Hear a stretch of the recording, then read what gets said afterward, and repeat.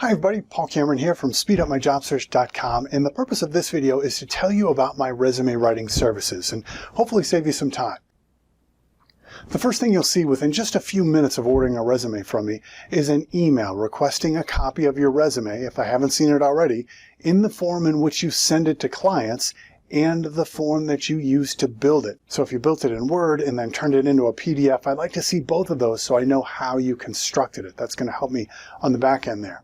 And you'll also get my personal assessment form in that same email, which is a detailed questionnaire to help me understand your background in more detail, which, by the way, a lot of people that go through my process here tell me how they started to understand a lot more about their own background and their own career after filling that out, because it gets you thinking in a different sort of way about your own background. So it's a great exercise for both of us.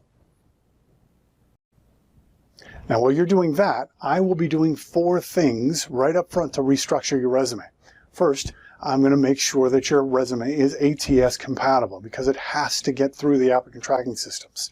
And for people who are not familiar with what I mean by that, an applicant tracking system is where your resume goes when you send it into a company. It's not just sitting in somebody's inbox. So what I mean by that is it's going to take your name and put it in the name field, and your phone number in the phone number field, and your email address in the email field, so on and so forth, all through the resume. Well, if the ATS can't read your resume, then those fields are going to be left blank, right? And then that night, the ATS is going to go through to try to clean out all the error submissions. And when it does that, your resume could get deleted if those fields are blank. Then they won't know that you applied. And the reason that's important is because if you're between successes at the moment and you're sending your list of companies of all the places where you've applied to the unemployment office, well, if they then call those companies to do an audit to see if you really did apply, that could create a serious problem for you. You might lose your benefits. So it's really important that you know your resume is getting through. Well, my recruiting firm, DriveStaff, uses 2 applicant tracking systems here in-house.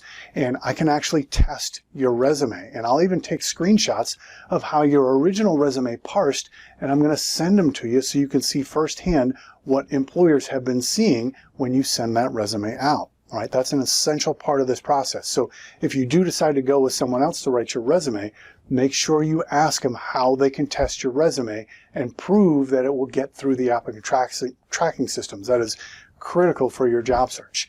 And I'll tell you, if they start talking about keyword matching and that they're using these keyword matching websites to test your resume, that's not what we're talking about here.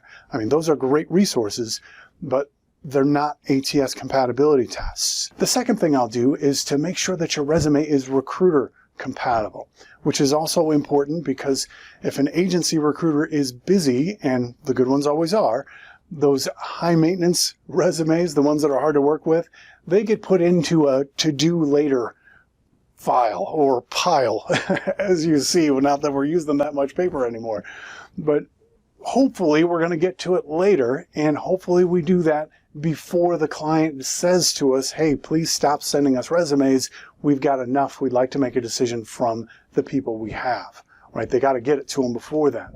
And since I am an agency recruiter, I know the specific adjustments that we have to make to a resume before we can send it out to our clients. So I can make sure that your resume is very easy for them to work with, so that will help them to send your resume out first. Third, I'll make sure that your resume will come up in more searches when recruiters and employers are looking for someone like you online. Now, I've been training recruiters for more than 15 years on how to run advanced searches with those long, complicated Boolean search strings to help them to find resumes. And a critical component of that, to writing a useful string, is to block certain words from coming up in their search results. So if you have those words on your resume, you're not going to come up in their results. So I'm going to make sure that your resume is good there too. Now, the fourth thing that I'm going to do is to put your resume into a format specifically designed to slow the professional resume readers down who typically can make a decision about you in 15 seconds or less because they have so many resumes that they have to get through. They've got to move quickly. Well, in order to do that, they've been trained to follow a specific pattern to find what they're looking for on a resume very quickly, and I know that pattern. So I created a resume structure that puts those elements that they're looking for directly in the line of sight from that pattern or for that pattern, because when a resume screener decides that they might have a good candidate, that's what's going to make them slow down, right? That's when they're going to start reading more carefully, because now they're looking for reasons to justify presenting this resume to the hiring manager. And that's what you want. They want to look good for presenting the resume, so they're looking for those justifications. Now, all this formatting takes about 2 days at the most, and that should give you enough time to finish that questionnaire. So at that point, then you and I are going to hop on the phone so I can ask you some specific questions about your resume and anything that I had that stood out as I've been going through it for the last couple of days. And so I can find out why you chose the profession that you chose, right? I want to know why you enjoy it. How did you get into it? And the reason that I'm doing this is so that I can show potential employers that this means something to you, and I can do that right there, embedded into the messaging of your resume. If you think about this whole resume writing process, right? Most people are just sending a list of job duties and skills over to employers, which then forces those employers who don't know any of these people to just pick someone based on the skills that they list, right? If this guy has more of the skills that we need than that guy, well, then I'm going to call this guy first, right? But if you can show them why you love having those skills and doing those things, that introduces a whole new dimension to your skills that the other guys won't have, right? It's very likely that these hiring managers who will be reading your resume will also love those same things, right? That's how they got promoted into that job, because they were good at it and they enjoy it. So this is going to resonate with them. Plus, when an employer sees that someone who loves doing what they do is applying to this position, that can get them to start picturing that person, reading up on it in the evenings and weekends. They can train people on skills, but they can't train somebody to love what they do. And when you can get that across all within the messaging of your resume, that's going to give you a very clear advantage.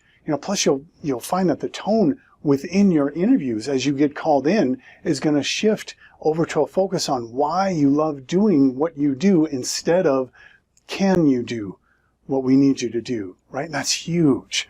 So on that conversation, I'm going to try to pull that out of you. Now, one thing that's important for you to know up front here is that I do break what a lot of people consider to be a resume rule, okay? And I want you to be comfortable with this before you sign up for my services.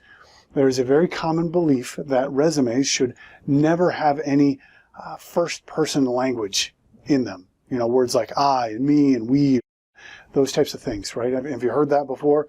Well, I will always write in the first person in your summary statement, right? I've got some examples of sentences that I've included in prior summary statements here on the screen, so you can see some examples of that.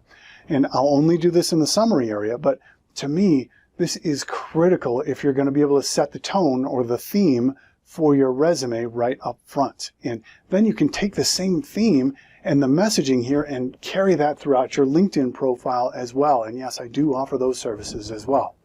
So, well, that's my process. My turnaround time is about a week or so from the day that I get your questionnaire back. Again, my name's Paul Cameron. I hope this was helpful for you. If you have any further questions about my resume services, you can go ahead and make an appointment, or if you're ready to get started, just go to that same page /resume to order my resume package, and we can get started right away. I look forward to working with you.